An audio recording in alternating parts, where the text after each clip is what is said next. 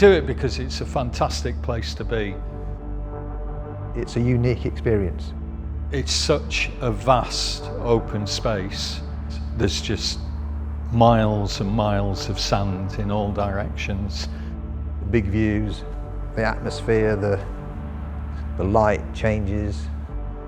It's an atmospheric place to be. There's something addictive about it, I think. Out in the middle of the estuary, on a beautiful day or a misty day, whatever it is, it's always different.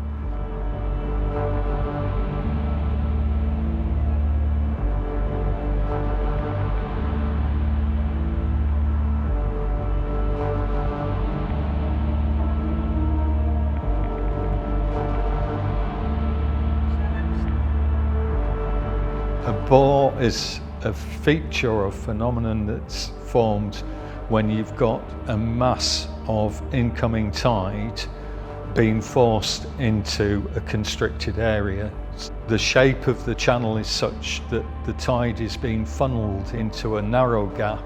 Once the height of the water reaches a critical point in relation to the depth of water underneath it, it forms a wave. If it's deeper, it will form a green wave, and then as it gets shallower, the top of the wave will start to break, and then the whole wave can break. And if you're lucky, you'll get a wave breaking like 100 metres wide across the channel. See the birds taking off from the sands, and then a few minutes later you spot the bore on the horizon.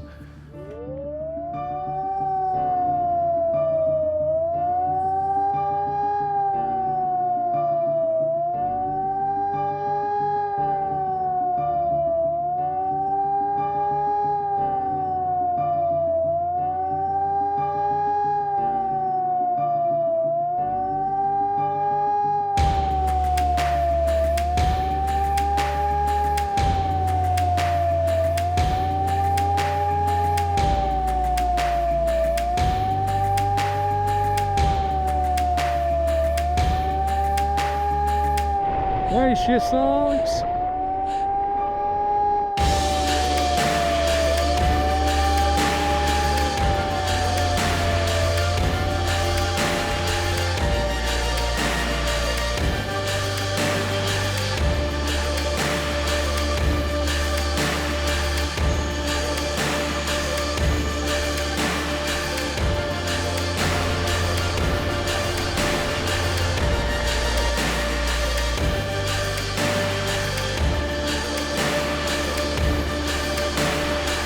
Well, I always feel some trepidation because you never quite know how big, how fast, how powerful it's going to be.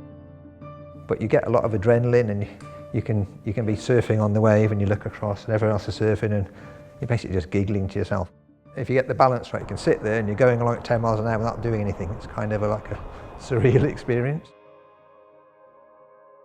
We do it for pleasure, we do it for fun, we do it because it's exciting but not terrifying, although sometimes you can see a wave coming towards you and there's that mixture of anticipation and trepidation. Some people go out and they think the wave's a bit big and they just go straight over it and turn around and just follow it in rather than actually trying to surf on the front of it. It can be very fast, it can feel very powerful, and if the wave's breaking in the wrong way, you can end up sideways on it, unable to extract yourself, so you're kind of at the mercy of the waves. Occasionally you get the secondary bore catches it up, but it's never going to get big enough that it's going to absolutely waste you. The one thing that everybody kind of dreads is getting washed up onto the sand at the side on the shallows. That then becomes a very unpleasant place because this unstoppable force of water's trying to push you onto somewhere that your boat won't go.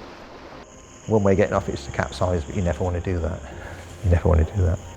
Because there's always that fear that you won't roll. There's always that anticipation if the channel changes shape, if some of the water's been diverted down some blind channels further out in the bay, there'll be a secondary surge that comes up. Because the channel changes its direction and where it flows quite a lot, it can be up to about 2 kilometres difference in the distance you have to paddle out. The longest one was about 18 kilometres, so that'd be 9 kilometres out and 9 back, but it could be as small as 6. Morecambe Bay is the biggest intertidal mudflats in the UK. There isn't anything else out there, you know, other than the bird life. And to see the kayakers coming in for mile after mile after mile is quite something. And we've often followed them in, running alongside them, you know, and it's great to take a bit of footage of them. It's designated as unnavigable, so there are no sea charts there because it changes that often. Seafarers are unable to keep up to date with it. A couple of years ago we started looking at satellite images to try and get an idea of where the channel is, but what those images don't tell us is how deep the water is. You don't get an image every day, so if it's cloudy it could be like a month when you get the last image. For the last 30 plus years, we sit and we try to work out why the bay changes so regularly. It changes just as much when there isn't big spring tides as it does when there are huge spring tides. And it's got a lot to do with the amount of fresh water that's flowing out from the rivers. When we get a big spring tide and we have an inshore wind pushing in and lots of fresh water running out, you do get a good tidal bore.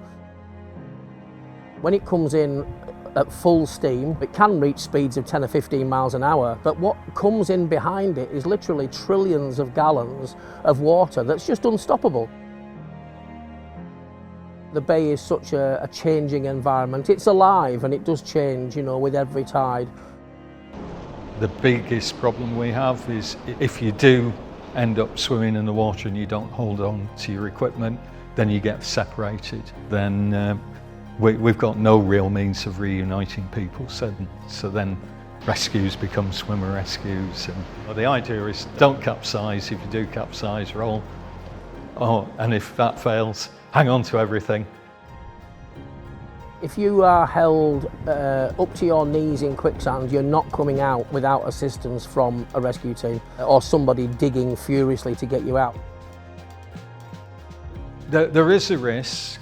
And like any risk, if you assess it and you put your control measures in, then you can manage that risk to be something that's acceptable or that you're comfortable with.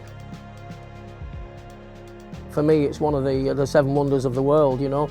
Use it sensibly, enjoy it. It is a very dangerous place as well as being a very beautiful place, and I can honestly say in my 30 plus years of being involved in search and rescue, I absolutely love nothing more than to be out in the middle of it. It's just it's a wet desert. It's absolutely gorgeous. All those things you can't quite anticipate. You sort of know what to expect, but you never actually anticipate everything that's going to go on, and that's what draws us back, I think. Everyone's unique. Everyone's a mystery tour. It's just fun. It's fun and it's just an amazing place to be. And the people.